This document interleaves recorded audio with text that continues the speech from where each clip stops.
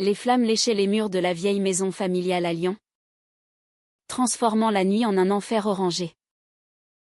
Sophie, 25 ans, n'hésita pas une seconde, elle se précipita à l'intérieur, bravant la fumée âcre qui lui brûlait les poumons, pour sauver sa mère piégée au premier étage. Mais quand elle émergea, couverte de suie et de brûlures, tenant sa mère dans ses bras, le regard de sa famille ne fut pas celui de la gratitude, mais de la trahison. Car ce soir-là, ils avaient découvert son secret, son amour pour Camille. Sophie toussa violemment, les yeux larmoyants, tandis que les pompiers arrivaient enfin. Sa sœur aînée, Marie, la fixait avec un mélange de choc et de dégoût. « Comment as-tu pu » murmura-t-elle. Non pas pour l'acte héroïque, mais pour la lettre froissée qu'elle tenait à la main. Une déclaration d'amour adressée à Camille, trouvée dans la chambre de Sophie pendant qu'ils attendaient dehors. La maison, héritage de 3 générations, n'était plus qu'un squelette fumant. Mais c'était l'âme de la famille qui semblait irrémédiablement brisée. Dès l'enfance, Sophie avait senti cette différence en elle, comme une ombre discrète qui grandissait avec les années. À l'école catholique de Lyon, les leçons sur la morale et la famille traditionnelle l'avaient étouffée. Elle se rappelait les messes dominicales où le prêtre tonnait contre les péchés modernes, et comment elle baissait la tête, priant pour que ce sentiment disparaisse. Mais il n'avait fait que s'amplifier. Surtout quand elle avait rencontré Camille à l'université, lors d'un cours de littérature. Camille, avec ses 24 ans, ses cheveux courts et son rire franc, représentait tout ce que Sophie admirait, la liberté, l'authenticité. Leur premier baiser, sous un pont de la Saône, avait été un feu d'artifice intérieur, mais aussi le début d'un tourment secret. La famille de Sophie était ancrée dans les traditions. Son père, un artisan retraité, croyait fermement aux valeurs conservatrices. Sa mère, une femme pieuse, organisait des dîners où l'on discutait politique avec des amis qui votaient pour les partis de droite. Marie, mariée avec 2 enfants, incarnait le modèle parfait. Sophie, la cadette, avait toujours été la bonne fille, excellant dans ses études de droit pour plaire à tous. Mais ce soir-là, l'incendie avait tout révélé. Tandis que les ambulanciers soignaient ses brûlures superficielles, Sophie sentit le poids des regards. « On en reparlera demain » dit son père d'une voix froide, avant de monter dans la voiture pour aller chez Marie. Le lendemain matin, chez sa sœur, l'atmosphère était lourde. Sophie s'assit à la table du petit déjeuner, bandée au bras, face à sa famille réunie comme pour un tribunal. « Explique-toi » ordonna son père. Sophie hésita, les mots coincés dans la gorge. J'aime Camille. C'est une femme. Oui. Mais c'est réel. Les larmes coulèrent sur ses joues. Sa mère éclata en sanglots. Comment as-tu pu nous faire ça? Après tout ce qu'on t'a donné? Marie, plus pragmatique, ajouta, pense à tes neveux. Qu'est-ce qu'ils diront à l'école si leur tentait? Comme ça? Sophie sentit une vague de colère monter. Elle avait risqué sa vie pour eux. Et voilà leur reconnaissance? Camille appela ce midi-là. J'ai entendu pour l'incendie. Tu vas bien? Sa voix était un baume. Mais Sophie murmura, ils savent tout. Un silence pesant s'installa. Camille, issue d'une famille plus libérale à Paris, avait toujours encouragé Sophie à s'assumer. « Viens me rejoindre », proposa-t-elle. Mais Sophie raccrocha. Déchirée. Partir signifierait abandonner sa famille, celle pour qui elle s'était jetée dans les flammes. Rester, c'était nier son amour. Les jours suivants furent un calvaire. Au travail, dans un cabinet d'avocats, elle se concentrait difficilement, hantée par les disputes familiales. Son père lui envoya un message: « Réfléchis bien. On t'aime. Mais pas comme ça. » Sophie décida de rencontrer Camille en secret, à mi-chemin entre Lyon et Paris. Dans un café discret de Dijon, elle s'enlacèrent. « Je ne peux pas continuer à me cacher », avoua Sophie. Camille caressa sa main. « Alors ? Affronte-les. Montre-leur que l'amour n'est pas un choix. » Mais en rentrant, Sophie trouva sa mère à l'hôpital pour un check-up post-incendie. « Promets-moi que tu vas changer », implora-t-elle. Sophie sentit son cœur se briser. Changer ? C'était impossible. Ce soir-là, elle écrivit une lettre à Camille, expliquant son dilemme, mais ne l'envoya pas. Au lieu de cela, elle accepta un dîner familial, espérant un compromis. La tension culmina lors de ce repas. Marie avait invité un prêtre ami de la famille. « Sophie. Dieu peut t'aider », dit-il avec un sourire paternaliste. Sophie explosa. « Aider à quoi ? À nier qui je suis ?» Son père tapa du poing. « C'est contre nature. » Elle quitta la table en larmes, courant dans la nuit lyonnaise. Seule sur un banc, elle appela Camille.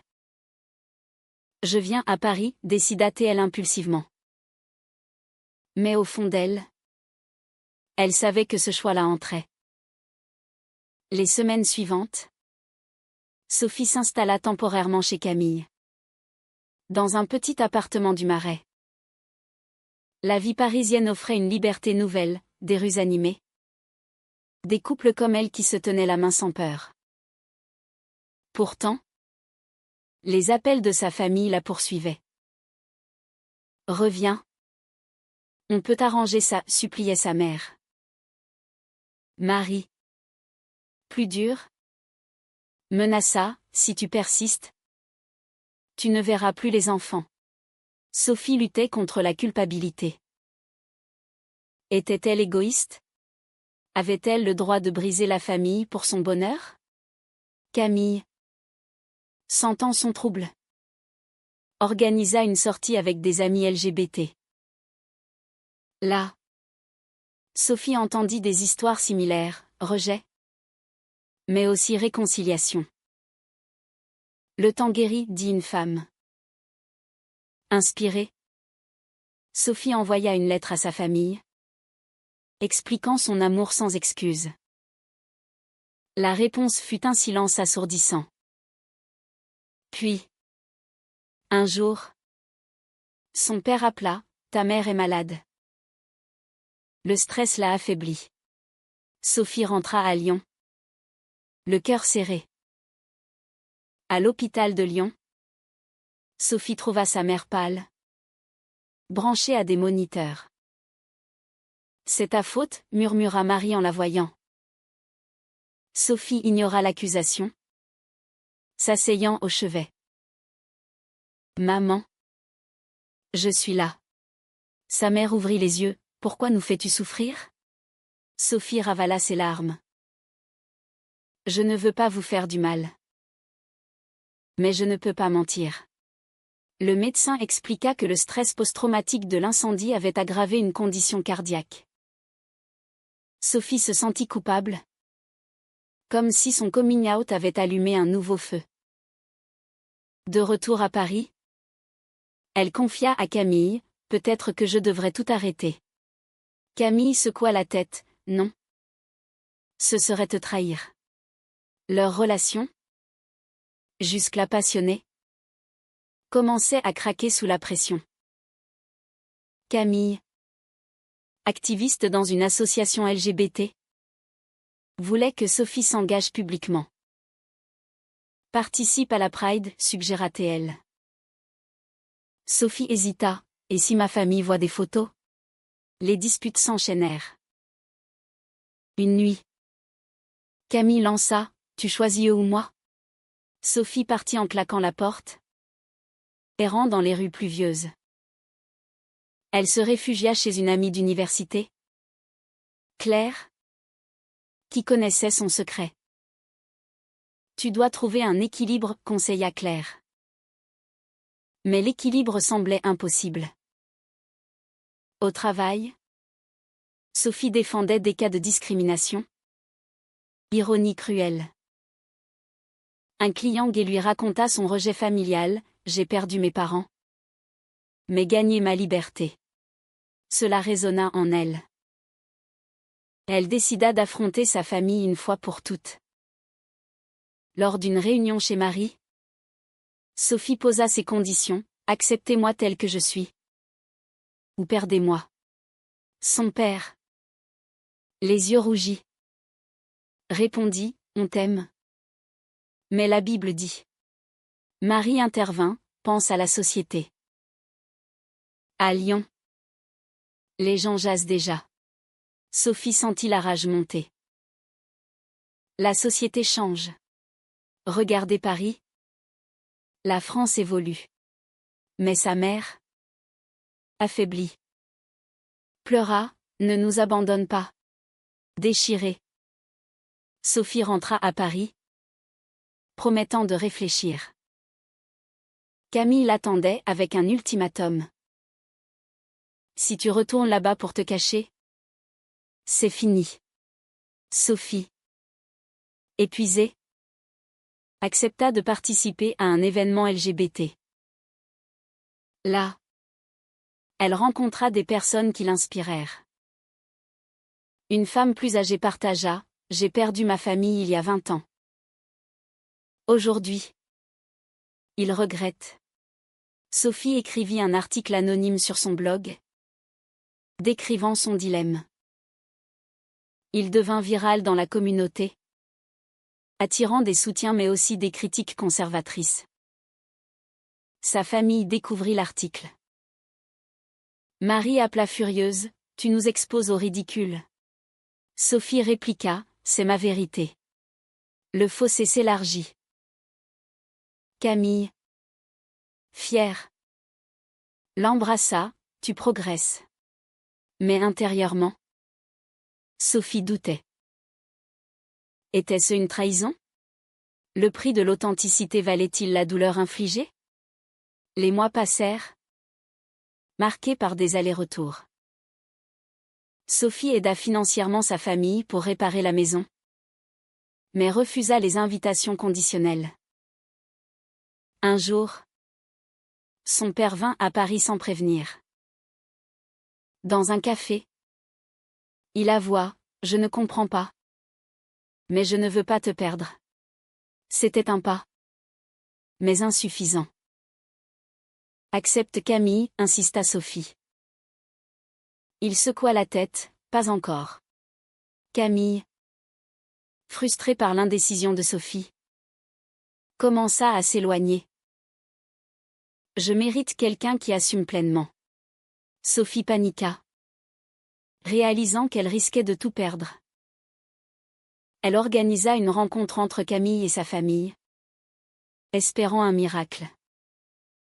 À Lyon, dans un restaurant neutre, l'atmosphère était tendue.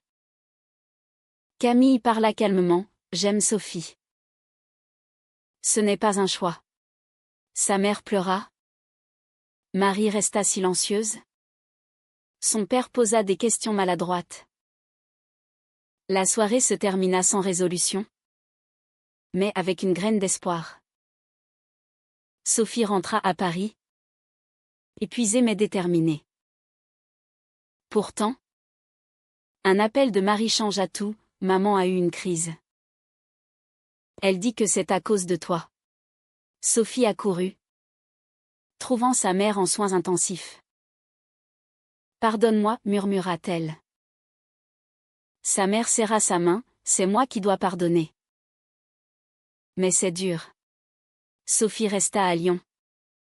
Veillant sur sa mère, mettant sa relation en pause. Camille comprit. Mais la distance grandit. Sophie se questionnait, valait-il mieux sacrifier l'amour pour la famille? Ou l'inverse? Les nuits étaient longues, remplies de regrets. La guérison de sa mère fut lente, forçant Sophie à confronter quotidiennement les préjugés familiaux. Marie, en particulier, multipliait les remarques, si tu étais normale. Rien de tout ça ne serait arrivé. Sophie ripostait, normal? Selon qui? Les débats tournaient en cercle vicieux, exacerbant les tensions. Son père, plus modéré, lisait des articles sur l'homosexualité, tentant de comprendre. C'est une phase, demanda-t-il un jour. Sophie soupira, non. Papa. C'est moi.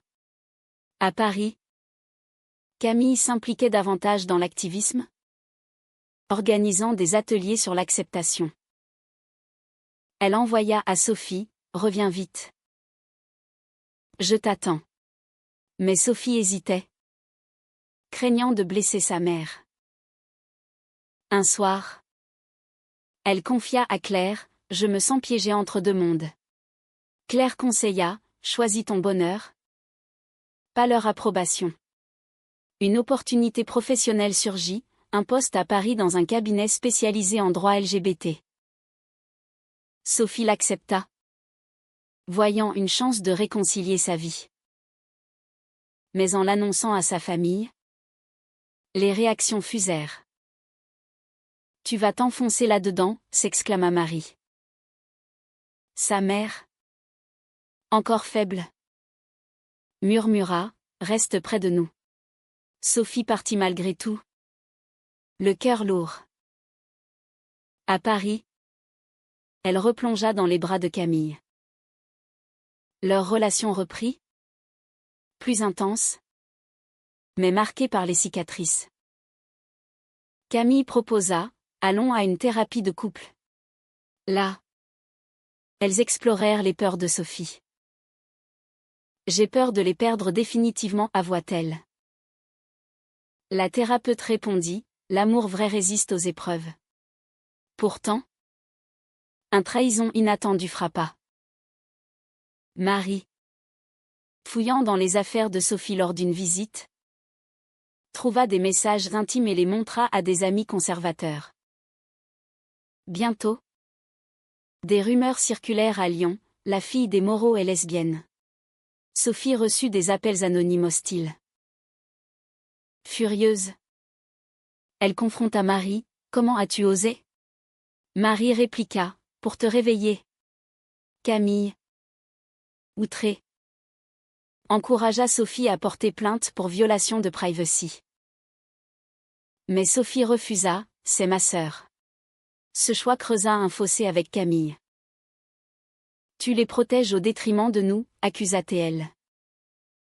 Sophie, déchirée, passa des nuits blanches, pesant les loyautés. Un événement majeur secoua tout, la Pride de Paris.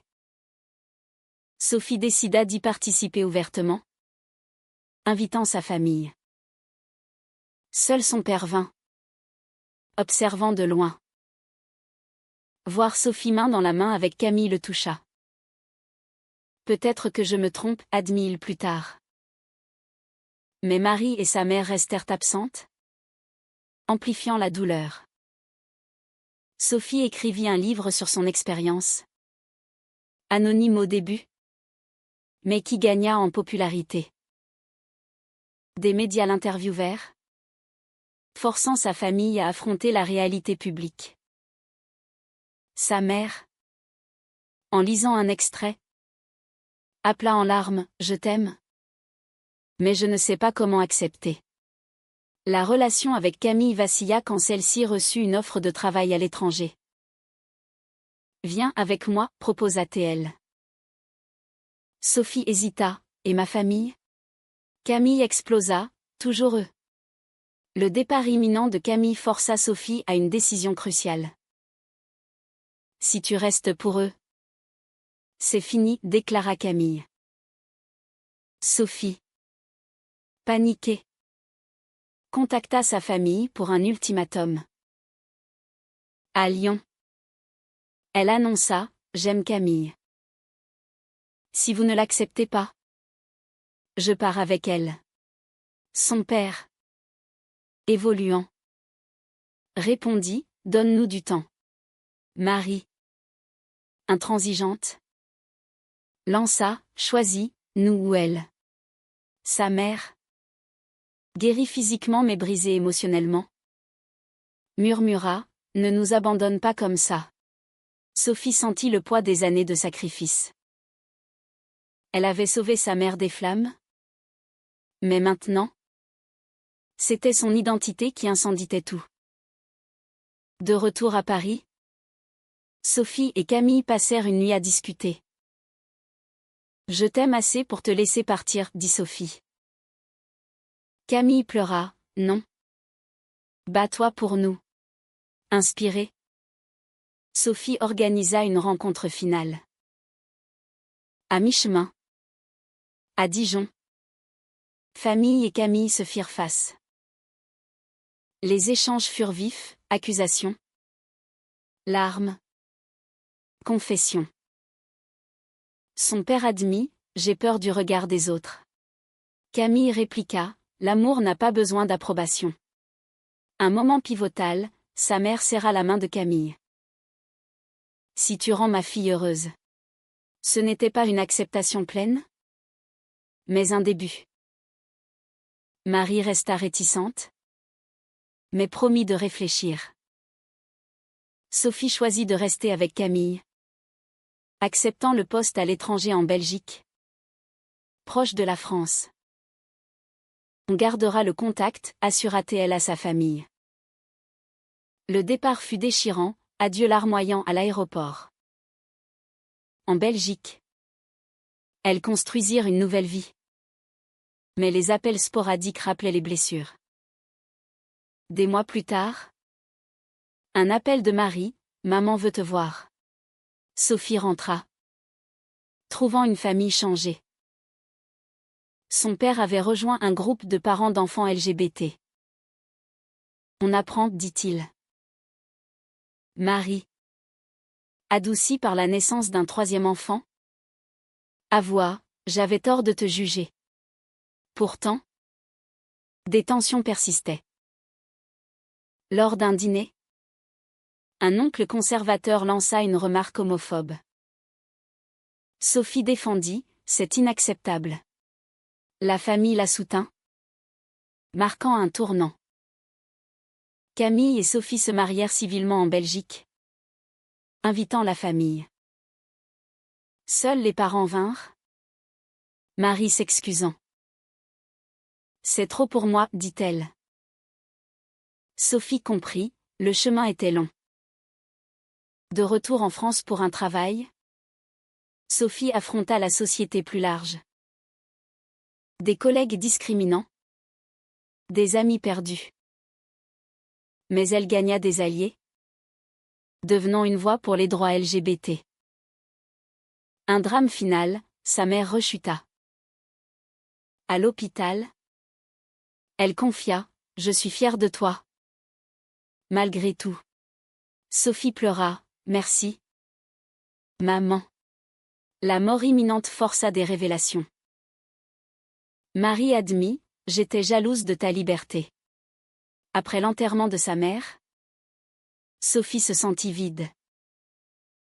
La famille se resserra, mais les cicatrices restaient. Son père, veuf, vint vivre près d'elle à Paris. Apprends-moi à accepter, demanda-t-il. Sophie et Camille l'accueillirent, organisant des dîners où elles partageaient leur vie. Marie, lentement, évolua. En voyant ses enfants interagir avec tante Camille, elle comprit l'innocuité. « Pardon pour tout, dit-elle un jour. Sophie pardonna, mais n'oublia pas les blessures. La société française, avec ses lois progressistes mais ses poches conservatrices, continuait à challenger. Sophie s'engagea dans des campagnes contre l'homophobie, transformant sa douleur en action. Camille, à ses côtés, devint sa force. Des années passèrent. Sophie, maintenant 35 ans, regardait en arrière, l'incendie, le coming out, les trahisons, les réconciliations. Elle avait payé cher relations brisées, santé mentale ébranlée mais gagné l'authenticité. Un soir, lors d'une conférence, elle raconta son histoire. J'ai couru dans les flammes pour ma famille, mais mon amour pour une femme a brûlé plus fort dans leurs yeux. Le public applaudit. Mais Sophie se questionnait encore. Était-il juste de prioriser son identité au risque de détruire des liens familiaux? Ou le vrai péché est-il de forcer quelqu'un à se nier pour le confort des autres?